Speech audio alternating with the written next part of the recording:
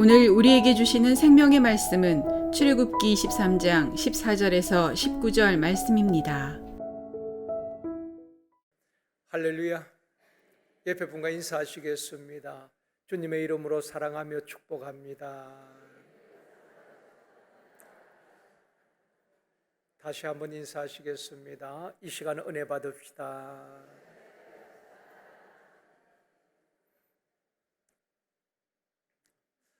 오늘은 맥주 감사 주일이면서 후반기를 시작하는 7월의 첫 주일이기도 합니다. 운동 경기를 보면 전반전이 있고 후반전이 있습니다. 전반전에 이기다가 후반전에 역전당하는 경우도 있고, 전반전에 3골을 먹어도 후반전에 4골을 넣어서 역전승하는 경우도 있습니다. 우리 인생도 신앙생활도 처음에는 잘 하다가 중간에 낙오하고 잘못되는 경우도 있고, 그런가 하면은 시작은 미약하였지만은 갈수록 좋아지고 나중은 힘이 창대케 되어지는 그런 분들도 있습니다.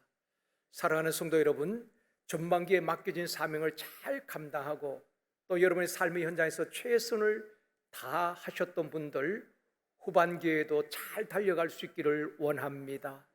또한 전반기에 고전하신 분들도 있을 것입니다. 경제적으로 어려움을 겪기도 하고 육체의 질고로 어려움 당하신 분들, 후반기에는 분발하여서 풍성한 열매를 맺을 뿐 아니라 가정과 직장, 사업장 일터에 하나님의 도우심으로 더 좋은 일들이 많이 있기를 주님의 이름으로 축원합니다. 오늘은 맥추절과 감사라는 제목으로 말씀을 드리려고 합니다. 하나님께서 이스라엘 백성들에게 매년 3차례 절기를 지키라 그렇게 말씀을 하셨습니다. 오늘 본문 14절 말씀입니다. 같이 읽습니다. 너는 매년 3번 내게 절기를 지킬지니라. 하나님께서 모세를 통해서 절기를 지키라고 말씀을 하셨습니다. 이스라엘에는 3대 절기가 있고 또 7대 절기가 있습니다. 3대 절기는 유월절, 또 맥추절, 초막절 3대 절기라고 말합니다. 유월절은 애굽에서 해방된 날을 기념하여서 해마다 지키는 감사의 절기이기도 합니다. 또 초막절은 다른 말로 장막절이라고도 말하고, 또 오늘 본문에서는 수장절이라고 말하고 있습니다. 광야 40년 생활을 기억하며 초막을 짓고 남자들이 한 주간 동안 초막 생활을 하면서 그 광야 40년 동안 하나님께서 지키시고 보호하심을 기억하고 또 감사하는 절기인 것입니다. 그리고 맥추절은 오늘 본문 16절에서 말씀합니다. 같이 읽겠습니다. 맥추절을 지키라. 이는 내가 수고하여 밭에 뿌린 것의 첫 열매를 거둠이니라. 이스라엘 백성들이 광야 40년 생활을 끝내고 이제 가나안 땅에 들어가서 땅을 분배받고 정착을 하게 됩니다. 그곳에서 씨를 뿌리고 첫 열매를 거두어서 하나님 앞에 드리면서 지키는 절기가 바로 맥추절이었습니다. 광야 40년 동안 이스라엘 백성들을 씨를 뿌리거나 또 추수하지 않았습니다. 하나님이 주신 것을 먹고 또 하나님께 받기만 했습니다. 하나님께서 매일 양식 만나를 내려 먹여주셨고, 고기가 먹고 싶다고 할 때에 또 메추라기를 보내주셔서 먹었습니다. 목마를 때에 반석에서 생수를 솟구치게 해서 그들의 목마름을 적시게 했습니다. 이처럼 광야는 하나님의 보호하심과 은혜가 아니면 살아갈 수 없는 곳이 광야인 것입니다.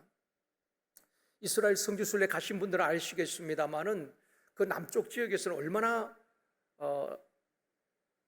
사막, 계속 가도 사막뿐입니다. 풀 한 폭이 나무 한 그루가 없습니다. 쉴 곳이 없다는 것입니다. 그런 상황 속에서 하나님은 낮에는 구름 기둥으로 밤에는 불 기둥으로 그들을 보호하시고 지키신 것입니다. 광야 40년 동안 이스라엘 백성들은 하나님께서 주신 것을 먹고 마셨습니다. 그런데 한 끼도 굶은 적이 없었습니다.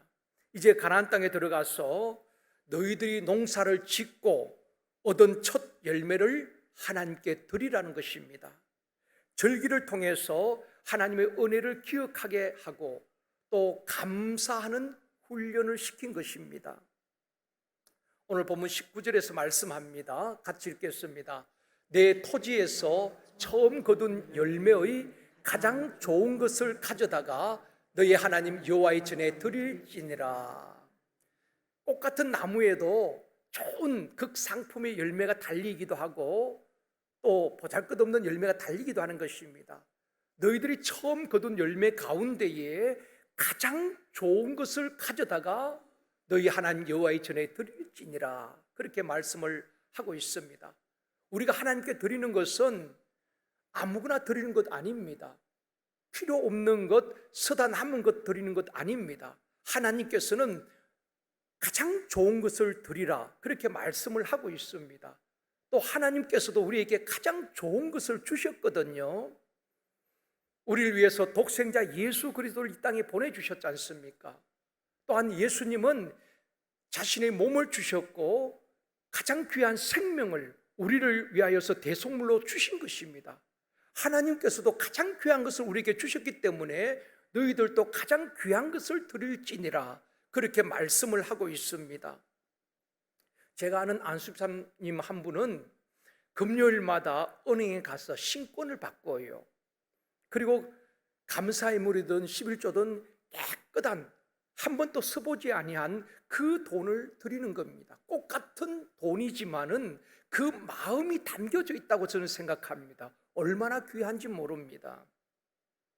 예배도 찬양도 예물도 최선을 다해서 준비하고 최상의 것을 하나님께 드려야 되는 것입니다. 절기를 지키는 핵심은 하나님의 은혜를 생각하고 감사하라는 것입니다. 맥주주를 지키라는 것은 지금까지는 하나님 주신 것을 받기만 했는데 이제는 너희들이 수고하고 거둔 첫 열매를 하나님 앞에 드리라는 것입니다. 사랑하는 성도 여러분, 후반기에는 영적으로 또 경제적으로 도움을 받고 꾸고 빌리는 인생이 아니라 주변 사람들에게 복음을 전하고 또 그리스도의 사랑을 베풀며 나누어 주고 섬기는 삶을 살아가는 저와 여러분이 되어주기를 주님의 이름으로 축원합니다. 첫 번째로 감사는 하나님의 뜻입니다. 성경에 보면은 감사에 대해서 많은 말씀이 있습니다. 제가 성경 구절을 말씀드리면 여러분이 자막을 보시고 읽으시면 되겠습니다. 골로새서 3장 15절 말씀입니다. 너희는 또한 감사하는 자가 되라. 골로새서 2장 7절 말씀입니다.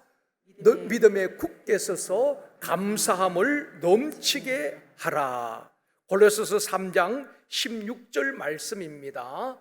감사하는 마음으로 하나님을 찬양하고. 빌립보서 4장 6절입니다.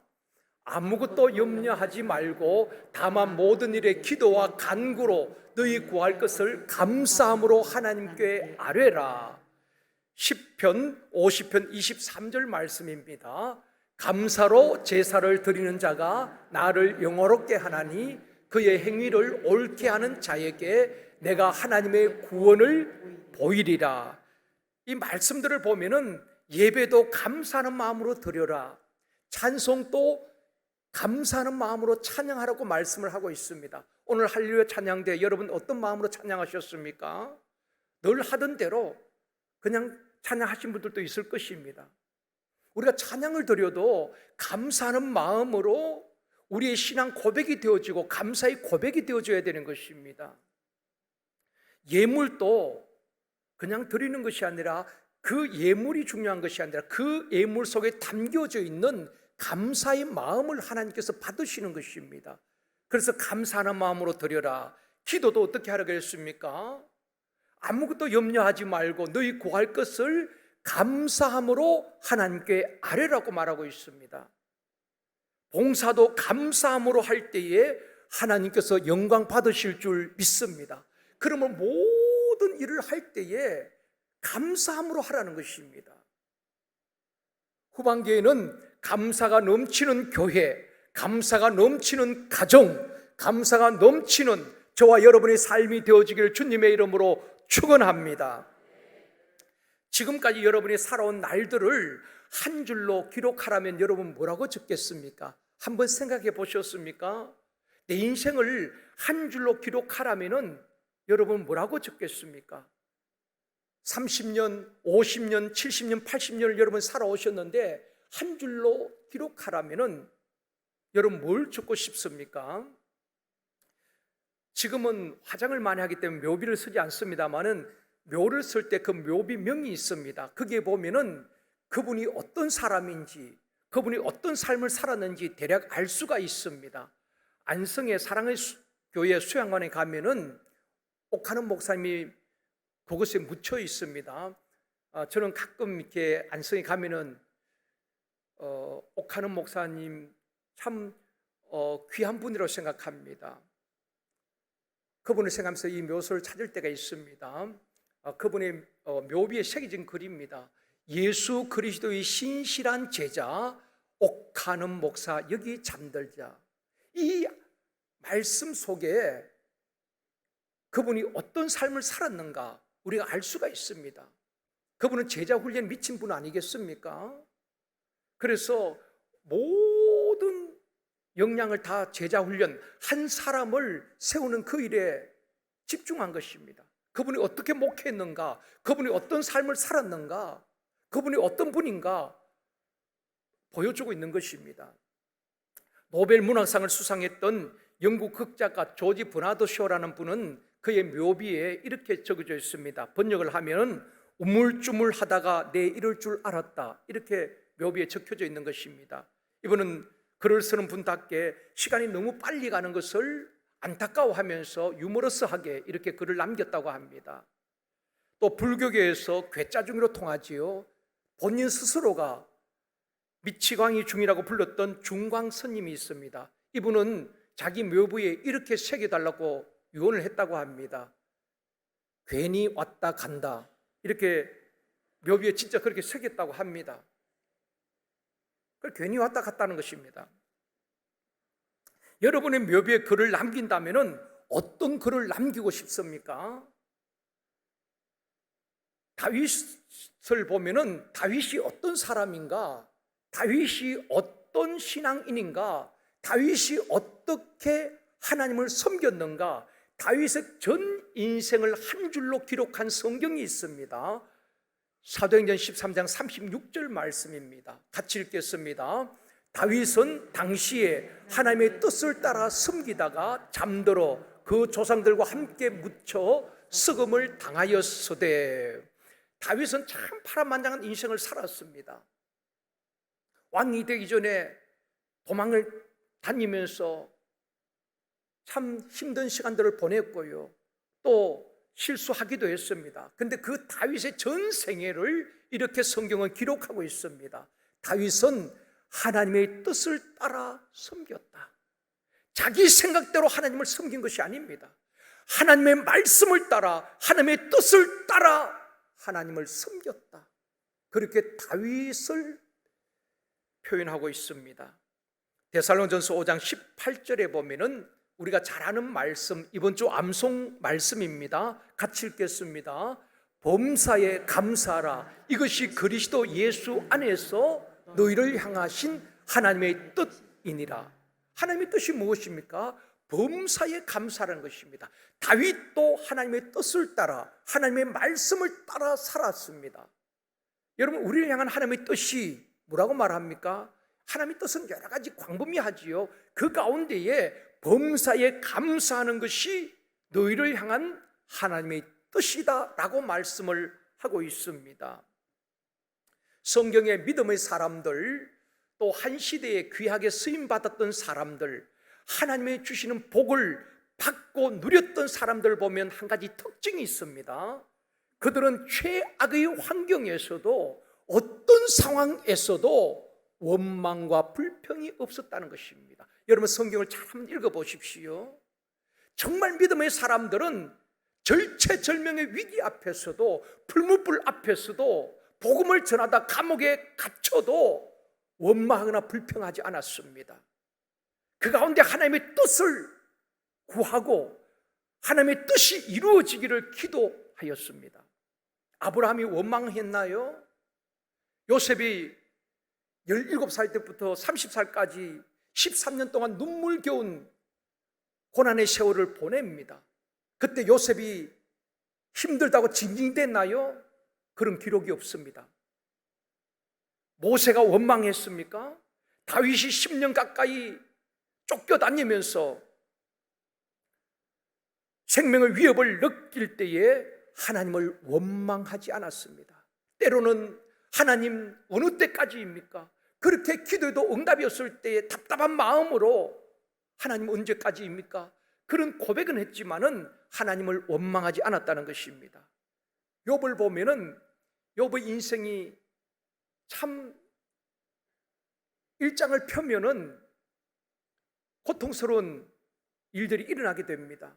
그 많은 재물이 하루아침에 물거품처럼 사라지게 되는 것입니다. 욥이 어떤 사람이었습니까? 동방의 의인이라 할 만큼 믿음의 사람이었습니다. 하나님을 경외하는 사람이었습니다. 하나님이 칭찬할 만한 아주 믿음의 사람이었지요. 그리고 혹이나 자녀들이 죄를 범했을까 봐서 아침마다 번제를 드렸습니다. 참으로 경건한 사람이었습니다. 험이 없는 사람이었습니다. 그런 사람에게 왜 고난이 옵니까? 왜 물질이 다 날아갑니까? 또 그건 괜찮습니다. 10명의 자녀가 마탕집에서 식사를 하다 큰 태풍이 불어서 집이 무너지는데 한 명도 빠져나오지 못하고 10명이 다 죽게 됩니다.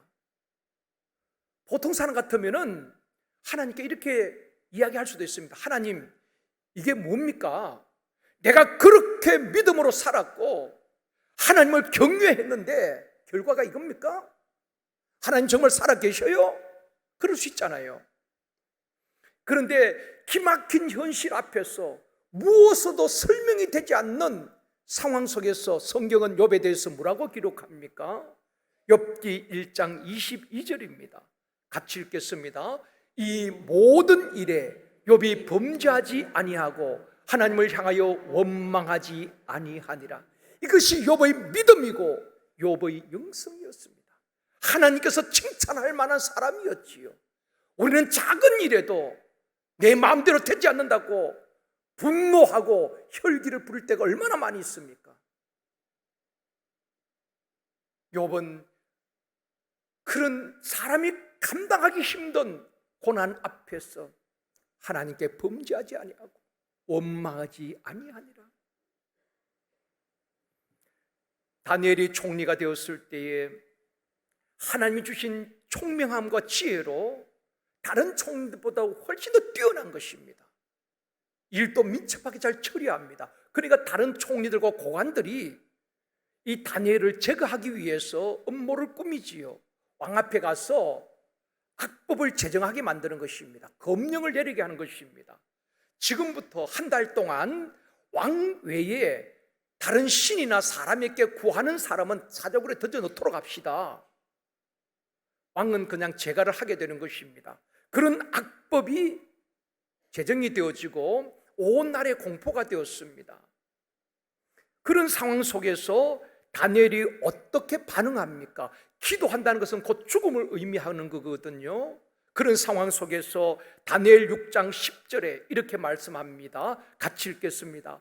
다니엘이 이 조서에 왕의 도장이 찍힌 것을 알고도 자기 집에 들어가서는 윗방에 올라가 예루살렘으로 향한 창문을 열고 전에 하던 대로 하루 3번씩 무릎을 꿇고 기도하며 그의 하나님께 뭐하였더라? 감사하였더라. 다니엘은 왕의 어인이 찍힌 그 조서를 알고 있습니다. 누구든지 다른 신에게 왕에게 구하면은 사적으로 던져놓는다는 걸 알고 있어요. 보통 사람 같으면 합리적으로 생각할 수 있습니다. 손학비는 피해간다고 얼마든지 창문을 닫고 기도할 수 있잖아요. 묵상 기도할 수 있잖아요. 하나님 내 마음 아시지요. 지금 이 나라에 악법이 개정되었고 한 달 동안 기도하면 사적으로 던짐 당합니다. 하나님, 모든 상황 아시잖아요. 나 은밀하게 기도하는 것 하나님 알고 계시지요. 얼마든지 그렇게 할 수 있습니다. 그런데 다니엘은 전에 행하던 그대로 예루살렘에 향해서 창을 열어놓았습니다. 그리고 무릎을 꿇고 기도합니다. 누군가가 밀고 하면 그냥 사적으로 던져지는 것입니다. 실제로 또 던져졌고요. 다니엘이 죽음을 각오하고 감사함으로 기도할 때에 기적이 일어났지요. 감사할 수 없는 상황입니다. 죽음 앞에서 감사가 나오겠습니까? 그런데 다니엘은 감사하였더라. 그렇게 성경에 기록이 되어 있습니다. 그럴 때 기적이 일어났잖아요. 사자 입을 봉하시고 다니엘을 하나님께서 절대 보호하시고 생명을 지켜주신 줄 믿습니다. 여러분, 기적은 그냥 일어난 거 아닙니다. 감사할 때에 기적이 일어납니다.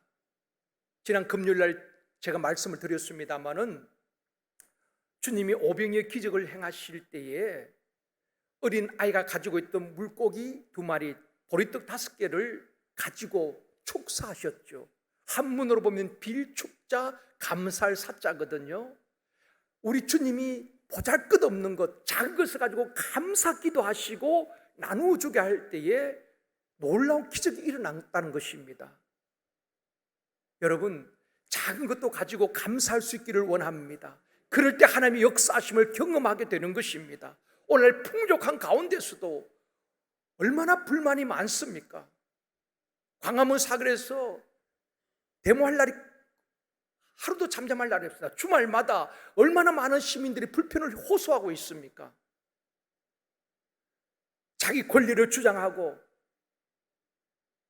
이렇게 해달라 저렇게 해달라 다 요구만 하고 있는 것입니다. 그러나 기도의 사람, 하나님의 뜻을 따라 사는 사람, 믿음의 사람들은 어떤 상황에서도 믿음으로 반응하는 것입니다. 그래서 그분의 말을 들어보면 이분이 진짜 하나님을 말씀대로 하나님의 뜻을 따라 사는 사람이구나. 이분은 오랫동안 신앙생활을 했지만 여전히 육에 속한 사람이구나. 딱 구분이 되어지는 것입니다. 감사는 하나님의 뜻이라고 말하고 있잖아요. 내 뜻대로 사는 것 아니라 우리가 쳐서 복종시키면서 기꺼이 하나님의 뜻을 따라 살아가야 하는 것입니다. 그런 사람을 그리스도인이라고 말하는 것입니다. 그런 사람을 우리 하나님께서 마음껏 축복하여 주실 줄 믿습니다. 그런데 성경에 보면은 하나님께 버림받은 사람들도 있지요. 또 저주받은 사람들도 있습니다. 그분들의 특징이 뭔가 하면은 원망과 불평입니다. 대표적인 사람이 광야에서 이스라엘 백성들 아닙니까? 우리 이 시간 결단하기를 원합니다. 여러분, 신앙생활은 결단인 것입니다. 그냥 말씀 듣고 끝나는 것이 아닙니다. 들은 말씀 저도 여러분 또 우리의 삶 속에 또 적용하고 실천하는 것입니다. 그럴 때 내가 변화되어지고 성숙하여지고 가정이 달라지고 우리의 삶이 달라지는 것입니다. 끊임없이 변화되어져야 되는 것입니다. 이 시간 결단하기를 원합니다. 오늘부터 나는 하나님의 뜻을 따라 살겠습니다. 아멘이지요. 그렇게 결단하고요. 이 시간부터 나는 감사하며 살겠습니다. 아멘 소리가 굉장히 적으네요. 나는 전에 행하던 대로 그냥 감사할 때 감사하고 불평할 때 불평하고 그렇게 살겠습니다 하는 분들은 입을 가만히 다물고 계시면 됩니다. 다시 묻겠습니다. 크게 아멘 했으면 좋겠습니다. 오늘부터 나는 하나님의 뜻을 따라 살겠습니다. 아멘. 이 시간부터 나는 범사에 감사하며 살겠습니다. 그때부터 주님이 우리의 삶 속에 우리 가정에 역사하실 줄 믿습니다. 이런 결단을 하고 실천하는 후반기의 삶이 되어지기를 주님의 이름으로 축복합니다. 두 번째, 감사는 습관입니다. 사람은 습관을 따라 살아간다고 말하고 있습니다. 프랑스의 사상가인 몽테뉴는 습관이 사람을 만든다라고 했습니다. 우리 속담에도 3살 버릇이 8까지 간다고 했잖아요. 습관이 얼마나 중요한지 모릅니다. 우리의 몸과 마음은 습관을 따라 움직이게 되어 있습니다. 살아가게 되어 있다는 것입니다. 좋은 습관도 있고 나쁜 습관도 있습니다. 병원에 가면 의사분들이 하는 말이 식습관이 중요하다, 그렇게 말합니다. 근데 우리는 짜고 맵고 아주 뜨겁거나 아주 차가운 것을 좋아하잖아요. 그것이 몸에 안 좋다는 것입니다. 그래서 의사들이 식습관을 바꾸어야 한다. 우리의 식습관만 잘 바꾸어도요, 많은 병을 고칠 수가 있다는 것입니다. 좋은 식습관, 운동하는 습관, 기도하는 습관, 좋은 습관들을 자꾸 몸에 익혀야 되는 것입니다. 우리 주님도 습관이 있었죠. 누가복음 22장 39절 말씀입니다. 같이 읽겠습니다. 예수께서 나가사 습관을 따라 감난산에 가심에 제자들도 따라갔더니, 아하, 예수님께서도 등산하는 습관이 있어서 날마다 감난산에 올라가셨구나, 그 말이 아니라 우리 주님은 늘 감난산에 올라가셔서 때로는 밤새도록 기도하셨죠. 기도하는 습관을 따라서 감난산에 자주 올라가셨다는 것입니다. 한나는 자신을 표현할 때에 나는 기도하던 여자라. 참 그 표현이 너무 멋있어요. 나는 기도하던 여자라. 기도가 체질화된 것입니다. 다니엘도 베드로도 하루 3번씩 기도 시간을 정하고 기도가 습관이 된 것입니다. 체질화된 것입니다. 기도하러 올라가다가 안전뱅이를 이렇게 세우잖아요. 이처럼 기도가 습관이 되고 체질화되어지기를 원합니다. 그런가 하면 나쁜 습관이 있어요. 나쁜 습관은 고쳐야 되는 것입니다. 늦잠 자는 습관, 험담하는 습관, 자기도 모르게 이간하는 습관, 원망하는 것, 거짓말도 습관입니다. 도박이나 게임 중독, 이런 잘못된 습관은 그 습관을 따라 살면 결국 영적으로, 육적으로 망하게 되는 것입니다. 스티븐 코비가 쓴 성공한 사람의 7가지 습관이라는 책이 있었지요. 오래된 책인데, 성공한 사람들은 좋은 습관들이 있다는 것입니다. 삼성전자 출신인 전옥표라는 분이 쓴 이기는 습관이라는 책이 있습니다. 기업인들이 많이 필독서처럼 읽었죠. 이기는 습관. 우리 많은 사람들은 패배감에 젖어 있다는 것입니다. 절망에 빠져 있는 사람들이 너무 많다는 것입니다. 이기는 습관을 키워야 된다는 것입니다. 축구나 야구나 농구를 보면은 특정 팀에 약한 팀이 있습니다. 그 팀만 만나면 주눅이 드는 것입니다. 그 팀만 만나면 실력 발휘를 못해요. 징크스라고도 말하지요. 그래서 그 팀만 만나면은 계속 지는 것입니다. 그래서 실패감이나 좌절감이나 패배감을 극복하고 이기는 습관을 가져야 한다. 책에서 그렇게 이야기하고 있는 것입니다. 사랑하는 성도 여러분, 우리가 신앙생활을 하면서 육을 따라 살면 안 되는 것입니다. 육은 게으름을 원하는 것입니다. 육은 편한 것을 원합니다. 그래서 게으름도 이겨야 되는 것입니다. 시험이 있지요. 시험도 이겨야 되는 것입니다. 시험도 한 번 이기고 2번 이기고 이기면은 그 이기는 습관이 몸에 체득이 되는 것입니다. 시험 드는 사람들 보면은 어딜 가도 계속 시험 듭니다. 지는 것이 습관이 되었기 때문에 그런 것입니다. 시험이 오면 이 교회에서 시험 들면 다른 교회 옮기고, 그곳에서 시험이 없습니까? 또 시험 들면 옮기고, 그냥 교회를 그냥 쇼핑하듯이 옮겨 다니는 분들도 있습니다. 육신의 정욕도 이기는 습관을 가져야 하는 것입니다. 계속 마귀에게 지고 패하는 것이 아니라 영적 싸움에서 이기는 저와 여러분이 되어지기를 원합니다. 에레미야 20장 21절 말씀입니다. 같이 읽겠습니다.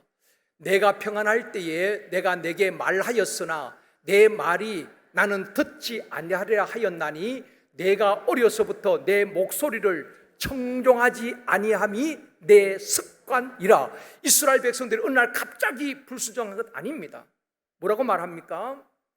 어려서부터 내 목소리를 청종하지 아니함이, 내 말을 듣지 아니함이 너희들의 습관이라. 여러분, 순종하는 것도 습관이고 불순종하는 것도 습관입니다. 감사도 습관이고 불평오만하는 것도 습관입니다. 여러분 주변에 한번 보십시오. 불평하는 분들은 항상 교회 오서도 불평합니다. 이것이 없고 저것이 없고. 반대로 감사하는 분들은 어디 가도 항상 감사해요. 권사님을 봐도 감사합니다. 식당에서 식사를 해도 감사합니다. 늘 감사해요. 습관이 되어서 그런 것입니다.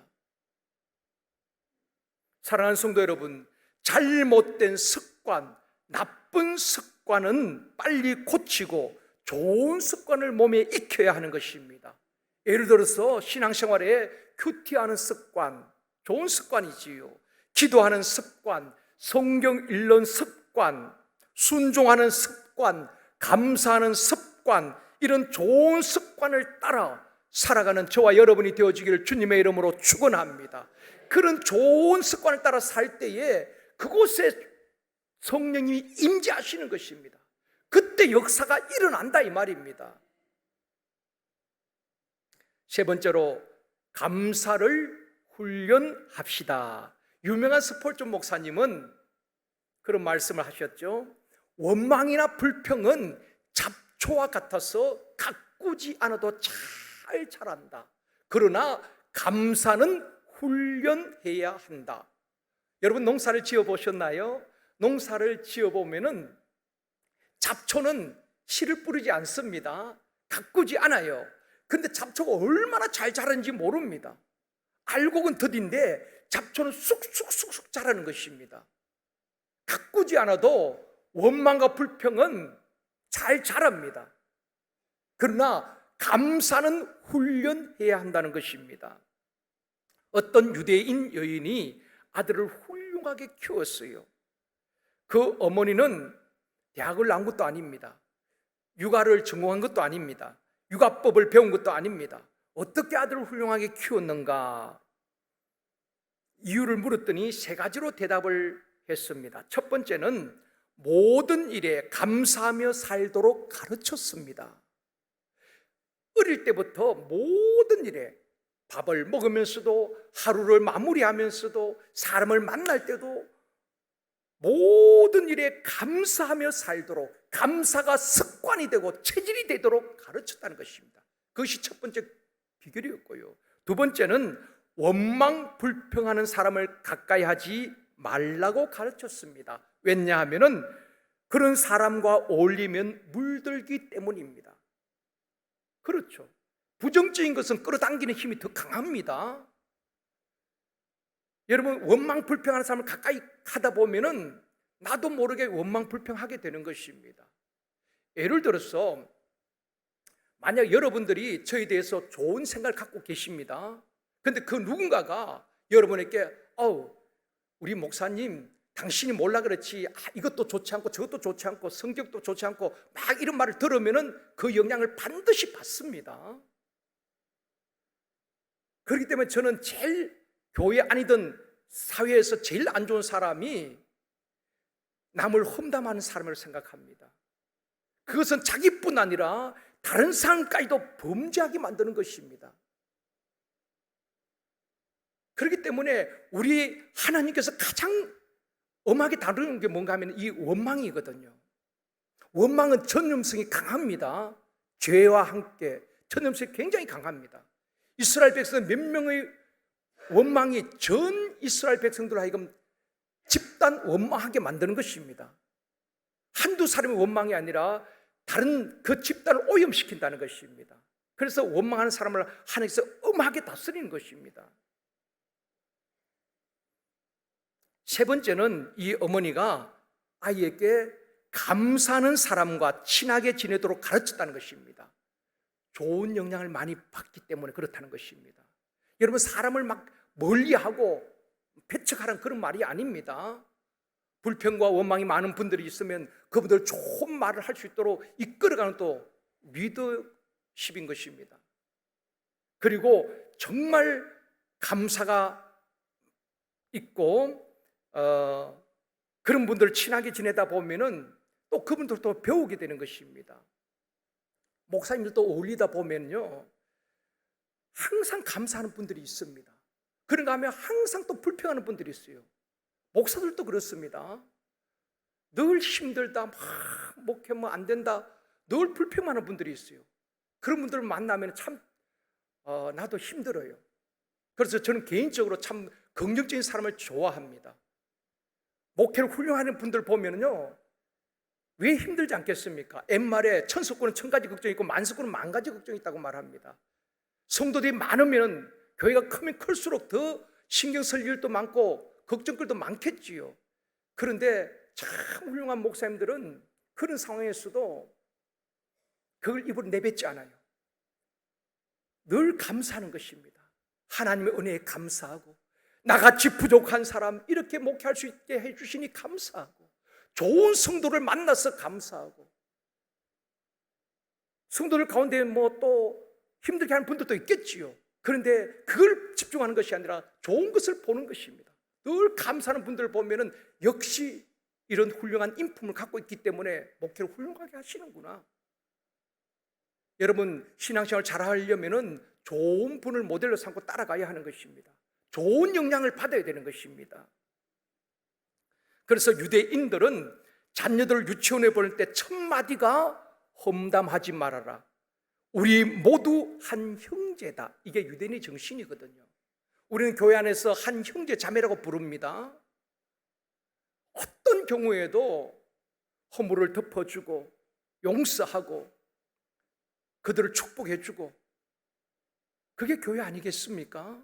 세상에서 참 힘든데 교회 와서까지도 서로 비난하고 정죄한다면 어디에 마음을 붙일 수 있겠습니까?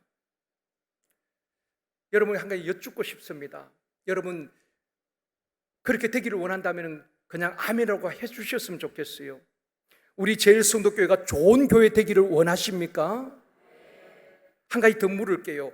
여러분과 여러분의 자녀들이 하나님이 주시는 복을 받기를 원하십니까? 그렇다면 오늘 이 시간 결단하기를 원합니다. 원망하고 비난하는 것, 정죄하고 험담하는 것 중단해야 합니다. 오늘 이 시간부로. 그리고 우리가 해야 할 일이 있습니다. 고감사. 고감사가 뭔가 하면 고맙습니다, 감사합니다, 사랑합니다. 얼마나 좋은 언어들이 있습니까? 옆에 분과 한번 그렇게 고감사 한번 해봅시다. 시작. 고맙습니다, 감사합니다, 사랑합니다. 그러면 여러분들이 대접을 받습니다. 어디를 가든지 늘 고마움을 표현하고 감사합니다, 사랑합니다. 그런 사람 싫어할 사람이 있겠어요? 늘 지시하고 지도 편달하려고 하면은 사람들이 왔다 다 도망가는 겁니다. 따뜻함이 있어야 되는 것입니다. 따뜻한 리더십. 감사와 기도는 저절로 되는 것이 아닙니다. 끊임없이 절제하고 훈련해야 하는 것입니다. 그래서 여러분, 우리 인생을 물 흐르듯이 지금까지 살아온 것처럼 그냥 살아가는 것이 아닙니다. 날마다 변화되어져야 되는 것입니다. 좋지 못한 습관들을 끊어내고 좋은 습관을 몸에 익히고 날마다 도전하고 갱신되어져야 되는 것입니다. 종교개혁자의 외침이 무엇입니까? 개혁된 교회는 끊임없이 개혁해야 된다는 것입니다. 고인물은 썩는 거예요. 잘못된 것은 우리가 고치고 끊임없이 도전하고 변화되어야 되는 것입니다. 어제보다 더 나은 오늘이 되어져야 되는 것입니다. 전반기에 원망과 불평했을 때도 결단하고 그리고 감사로 바꿔나가는 것입니다. 그럼 내 인생이 달라지는 거예요. 내 주변의 사람들이 달라지는 것입니다. 기도하고 전도하는 것이 왜 힘든지 아십니까? 다 기도하고 전도하기를 원하지만 힘든 것은 습관이 되지 않아서 그런 것입니다. 훈련이 안 되어서 그런 것입니다. 새벽에 예배 마치고 우리 권사님들 가운데에 1시간, 2시간 3시간 이상 기도하는 분들이 있습니다. 한 5시 20분부터 기도하면 8시 반까지 기도하는 분들도 계셔요. 와, 여러분들이 생각할 때는 3시간 어떻게 기도하느냐? 그분들은 기도가 습관이 되고 체질이 된 것입니다. 그러니까 3시간 기도하는 것도 금방처럼 지나가는 것입니다. 그만큼 또 기도의 분량이 많고요. 쉼터 가족들 위해서, 지역을 위해서, 아픈 환우들 위해서 기도하다 보면, 또 자녀들 위해서 기도하다 보면 금방 지나가는 것입니다. 습관이 되니까. 미국의 빌리 선데이라는 유명한 목사님이 계십니다. 아마 무디 목사님 못지않게 많은 사람들을 예수께로 돌아가게 했던 탁월한 전도 설교자인 것입니다. 이분이 원래는 야구 선수였습니다. 야구 선수였는데 무디 부흥사가 집회하는 그곳에서 은혜를 받고 예수를 믿게 되었는데, 처음 교회에 왔을 때 그를 이끌어준 리더가 이렇게 물었습니다. 빌리 선데이가 청년 때에 당신 신앙생활 잘하고 싶습니까? 예, 제대로 한번 믿어보고 싶습니다.